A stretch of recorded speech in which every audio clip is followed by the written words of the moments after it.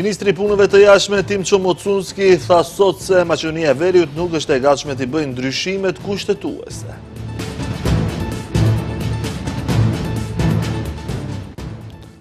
Muajin e ardhshëm pritet rikonstruimi i qeverisë, kryeministri la të hapur mundësinë që qeverisë të bashkohet edhe ndonjë parti e re. Stojanqe Jovanovski u dënua me 12 vite burg me akuzën se ka detyruar gruan e tij të vetvritet me vajzën e tyre. BDI akuzon drejtorin e Mepsos për keqpërdorime me tender, vlen i mohon akuzat.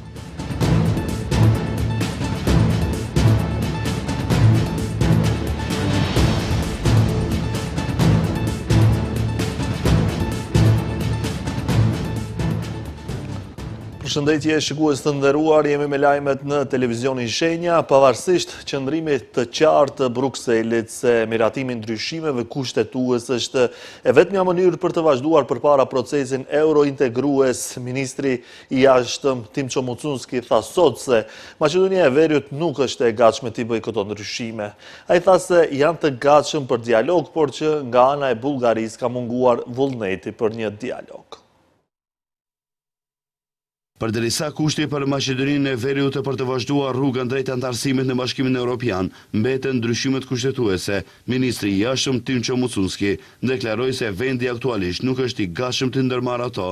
Në konferencën e përbashkët me sekretarin e përgjithshëm të Këshillit të Evropës, Alen Berse, Mocunski tha se ekziston mungesë besimi dhe besueshmërie në raport me premtimet dhe obligimet ndaj vendit. Megjithatë, shefi i diplomacisë thot se gjithmonë janë të gatshëm për dialog, por sipas tij ka munguar vullneti për një dialog të tillë nga ana e Bullgarisë me qeverinë e kaluar. Ai tha se shpreson që në Sofia të ketë vetë dije, sepse perspektiva europiane për vendin është e rëndësishme për të gjithë rajonin.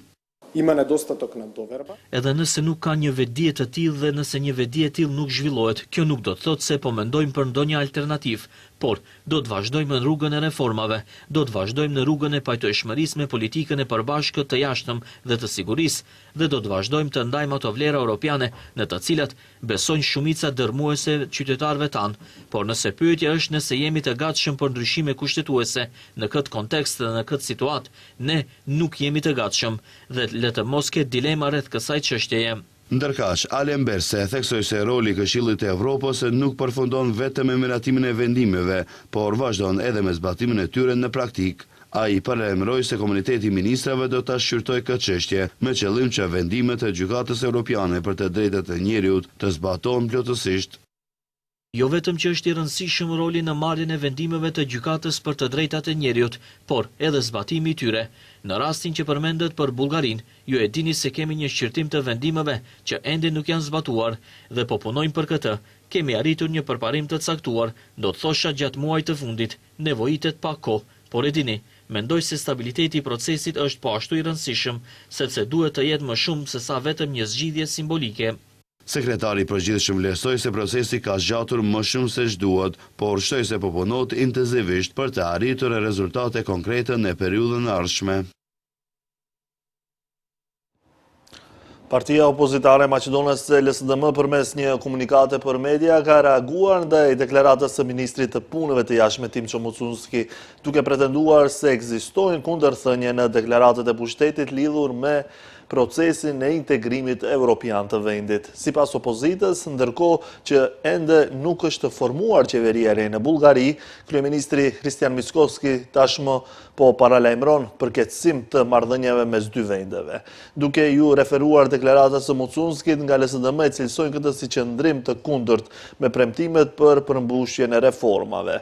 Partia e Venko Filipçës vlerëson se Komisioni Historik vazhdon punën, por pa progres të dukshëm në çështjet e hapura me Bullgarinë, përfshirë gjuhën dhe interpretimet historike. Sipas partisë, qeveria po krijon tensione politike në vend që të fokusohet në reformat dhe rrugën drejt bashkimit evropian. Ata theksojnë se antarësimi në BE mbetet e vetmja alternativë strategjike për vendin.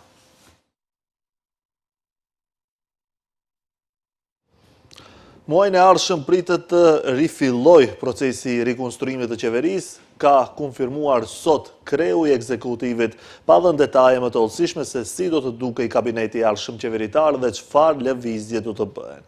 Kryeministri ka komentuar sot edhe deklaratën e djeshme të ministrit të politikës sociale Fatmir Limani, i cili tha se nuk është më pjesë e koalicionit Vlen.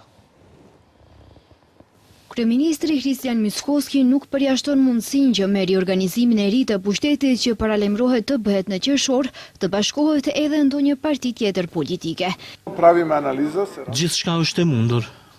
Kryeministri thotë se janë në përfundim të riorganizimit të brendshëm të partisë, ndërsa muajin që vjen do të vijojnë me harmonizimin e qendrimeve me përfaqësuesit e partive të tjera të koalicionit. Jemi në përfundim të riorganizimeve të brendshme partijake, pret që ta kryejmë këtë muaj dhe në qershor të përkushtohemi në harmonizimin e qendrimeve për atë se si do dukej qeveria.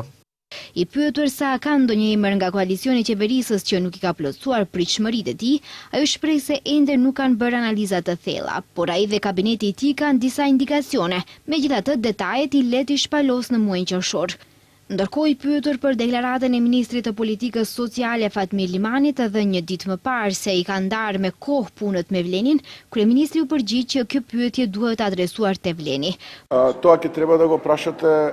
Këtë pyetje duhet ja parashtrojnë udhëheqësisë së Vlenit, e cila mendoj se do të vazhdojë të jetë pjesë e qeverisë, sepse për ne ata janë partner strategjik në kornizat e qeverisë, kështu që mendoj se kjo pyetje duhet adresohet atje. Pasi lideri i partisë së Limanit, Bilal Kasami, kishte shprehur haptas pa kënaqësi nga angazhimi i tij si ministër, kryeministri Kristian Mickoski pati dalë në mbrojtje ministrit Limani dhe pati thënë se ai është kreu i ekzekutivit dhe vendimet i merr vetëm ai. Gjykata penale në seancën e sotme ka shpallur akt vendimi për rastin e tragjedisë në lagjen Karposh të Shkupit, ku një grua u hodh nga balkoni së bashku me vajzën e tij 6 vjeçare. Gjykatës i Lëndës ka shpallur fajtor bashkëshortin e viktimës, i cili u akuzua për kërcënim të sigurisë, lëndime trupore, dhunë familjare dhe nxitje të vetvrasjes së bashkëshortës. U shpall fajtor dhe u dënua me dënim maksimal prej 12 vitesh Stojan Čejovanovski, i cili akuzohet se e ka rrahur dhe trajtuar në mënyrë mizore gruan e tij Ivana Stojanovska dhe e ka detyruar atë të vetvritej duke u hedhur nga balkoni me vajzën e tyre Katja më 2 mars të këtij viti. Gjykatësi Ivica Stefanovski deklaroi se akuzuari është fajtor fillimisht se i ka shkaktuar gruas së tij lëndime trupore gjatë dhunës, pasi më 2 mars e ka rrahur atë në disa lokasione, duke e goditur disa herë me shuplaka para dëshmitarit Martin Sastov, duke e goditur me grushta dhe në veturën e dëshmitarit e ka kapur për fyti për ta ngulfatur, pas çka ajo kishte humbur vetdijen dhe kishte marrë shenja të mavjosjes në fytyrë. Dhunë fizike dhe psikologjike ka ushtruar ndaj saj edhe para gjykatës penale në Shkup. Sipas gjykatësit, Jovanovski është fajtor edhe për veprën rrezikimi sigurisë, jeshtisht se ai e ka kërcënuar me jetë.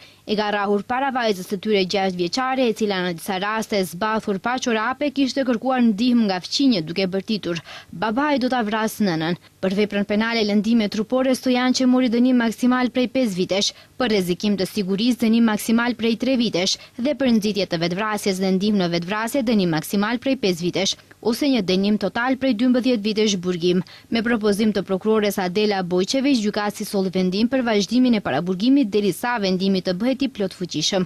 Stojan Čejovanovski, që nga dita e parë në gjyq ka qenë vetëm dhe i tillë ishte edhe në seancën e sotme, kur u shpall vendimi. Me rastin e 7 maj, ditës së policisë të Maqedonisë, veriut ministri punëve të brendshme Panço Toshkovski deklaroi se në kushte të sfidave të ndërlikuara të sigurisë, policia ka rol kyç në mbrojtjen e sigurisë dhe besimit të qytetarëve. Ai theksoi se gjatë periudhës së kaluar është shënuar ulje e kriminalitetit të përgjithshëm për më shumë se 6%, duke vlerësuar se shteti ka treguar kapacitete serioze në përballje me krimin. Sipas të dhënave të Ministrisë së Punëve të brendshme, kriminaliteti në vend është në nivelin më të ulët në 2 dekadat e fundit. Efikasiteti në punën e policisë ka arritur në 67.2%, që sipas ministrit paraqet rezultatin më të mirë në 20 vitet e fundit. Toshkovski theksoi se këto shifra nuk janë vetëm statistik, por dëshmi se institucionet nuk do të tërhiqen para krimit dhe se ligjet duhet të vlejnë njësoj për të gjithë. Gjatë vitit të kaluar, siç informoi ai, janë shkatruar 16 grupe të organizuara organizuara kriminale ku kanë qenë të përfshirë 205 persona. Në pjesën e luftës kundër korrupsionit janë realizuar disa procedura për raste të profilit të lartë, ndërsa janë goditur edhe 4 grupe kriminale.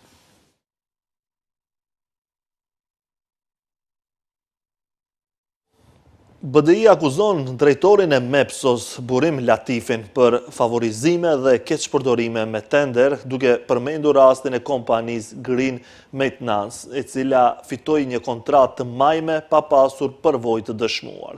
Vlen i mohon akuzat duke thënë se është zgjedhur oferta më e lirë dhe se BDI po manipulon opinionin me arsye politike. Partia opozitare shqiptare BDI nuk është duke u kursyer as pak ndaj drejtorit të MEPS-së Burim Latifi, duke ngritur vazhdimisht dyshime për keqpërdorim të tendereve publik, lidhje familjare dhe favorizime partijake.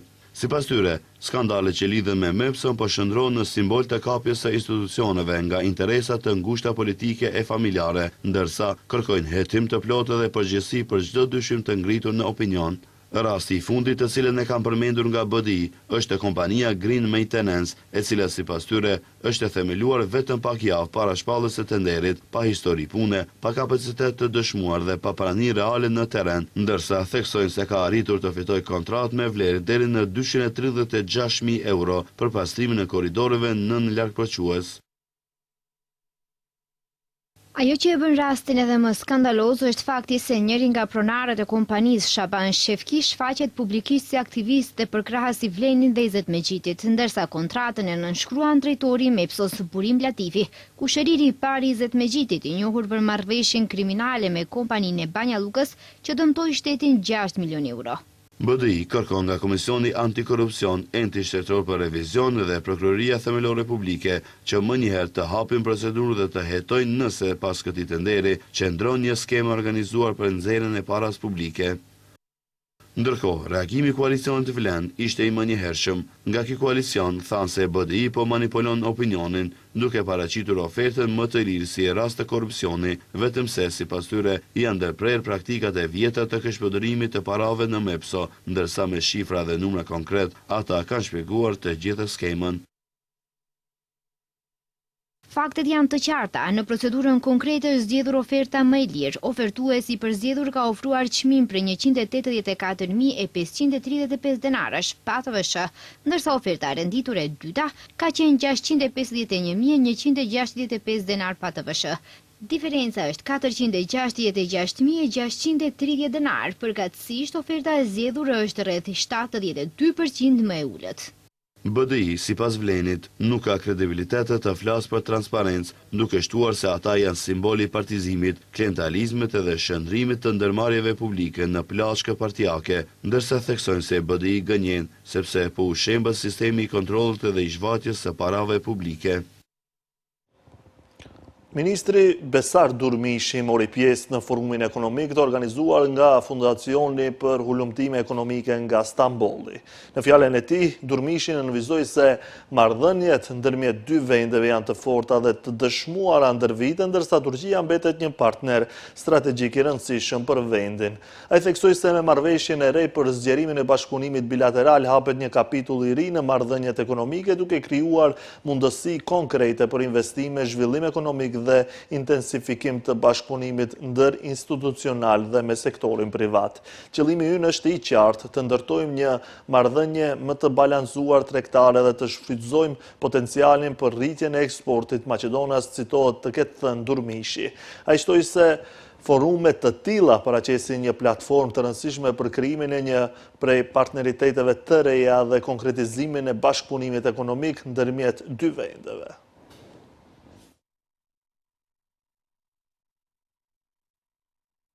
Kryetari i Komunës së Çajirit, Izet Mexhiti, ka njoftuar se ka nisur largimi i mbi 200 automjeteve të braktisura në Çajir. Ai tha se me këtë aksion do të lirohen qindra vende parkimi për banorët.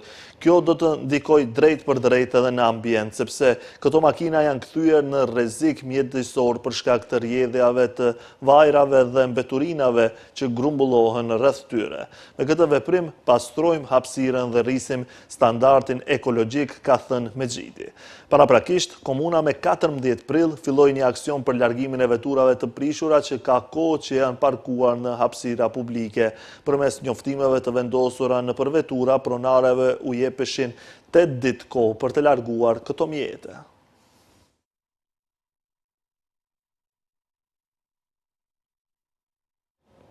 Meteorologët kanë paralajmëruar mot me shi dhe bubullima deri në fund të javës. Në atmosferë do të ketë sasi të konsiderueshme pluhuri dhe rëre sahariane dhe shiu do të jetë i ndotur, ndërsa temperaturat do të ulen për disa gradë. Drejtoria për punë hidrometeorologjike ka njoftuar se Maqedonia e Veriut po hyn në një periudhë me mot të paqëndrueshëm në ndikimin e një rrymë ajri që vjen nga Alpet. DPHM thekson se duke filluar nga sot e enjte deri në fund të javës, moti do të jetë me vranësira të ndryshueshme dhe rreshje të her pas hershme shiu. Në disa vende, shiu do të jetë i rrëmbyeshëm, i shoqëruar me bubullima dhe erë të përforcuar, ndërsa sipas DPHM-s ekzistojnë kushte edhe për stuhi me shkarkime elektrike dhe breshër. Sipas parashikimeve, në disa zona pritet të bien mbi 20 litra shi për metër katror. Deri në fund të kësaj jave në atmosferë do të ketë sasi të konsiderueshme pluhuri dhe rëre sahariane. Prandaj ajri do të jetë sërish mjaft i turbull dhe i ndotur, ndërsa shiu që pritet do të përzihet me këtë pluhur. Pra rreshje gjatë këtyre ditëve do të jenë shi i ndotur. DPHM sqaron se në Shkup dhe rrethin pritet moti ngjashëm me rreshje të her pas hershme, ndërsa në disa pjesë të Luginës do të ketë kushte për shi të rrëmbyeshëm dhe bubullima. Temperaturat të premten do të shënojnë në rënje nga 14 deri në 23 gradë, ndërsa të dielën pritet rritje e sërish me temperaturave deri në 30 gradë.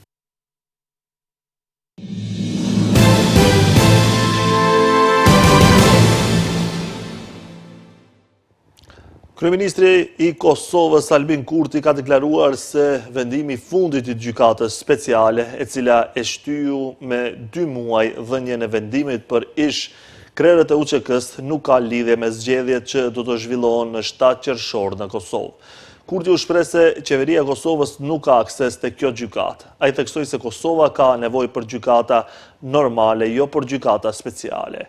Kurti tha se beson në pafajësinë e krerëve të UÇK-s, të cilët vazhdojnë që të mbahen në burg, padrejtësisht në Hag. Qeveria e Republikës së Kosovës nuk ka qasje në dinamikat dhe zhvillimet që bëhen në gjykatën speciale. Gjykata speciale nuk karakterizohet nga transparenca për vendin ton e në shërbim të cilit thuhet se është. Edhe njëherë e theksoi, Kosova ka nevojë për një gjykatë normale, jo për gjykata speciale. Ne besojmë në drejtësinë e UÇK-s dhe në pafajësinë e krerëve të UÇK-s, të luftëtarëve të saj, të cilët vazhdojnë që të mbahen në burg padrejtësisht në Hag, ka thënë Kurti.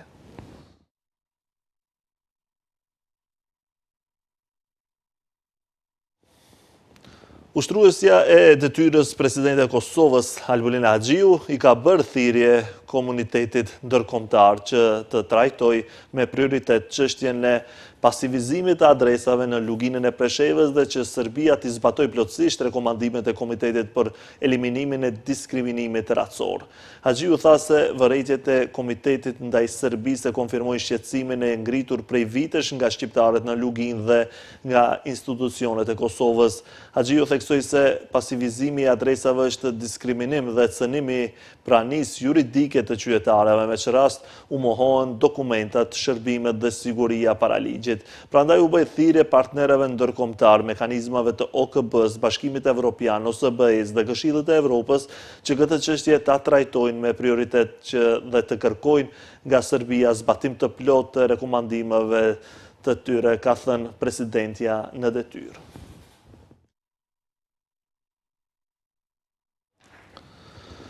Presidenti SBA Donald Trump deklaroi se lufta me Iranin mund të mbarojë shpejt, ndërsa Teherani konfirmoi se po shqyrton një propozim amerikan që synon t'i jap fund për shkallëzimit të konfliktit dhe të hap rrugën për negociata të reja bërthamore.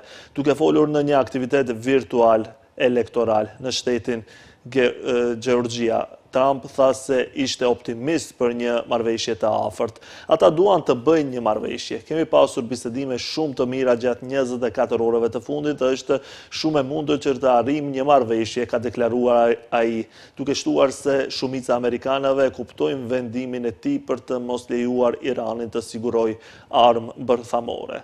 Nga ana tjetër, zëdhënësi i Ministrisë së Jashtme iraniane Ismail Bagei tha se propozimi amerikan është ende duke u shqyrtuar dhe se Irani do të komunikojë qëndrimet e tij ndërmjetësve pakistines pasi të përfundojë analiza.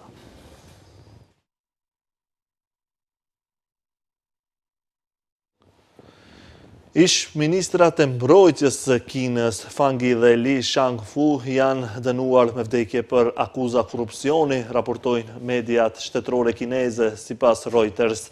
Sipas vendimit, dënimi me vdekje mund të shndrohet në burgim të përjetshëm nëse gjatë periudhës së pezullimit nuk kryen shkelje të tjera.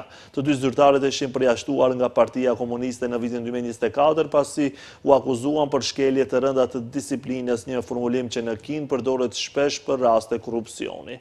Rasti i tyre shihet si një nga goditjet më të mëdha ndaj zyrtarëve të lartë ushtarak në vitet e fundit.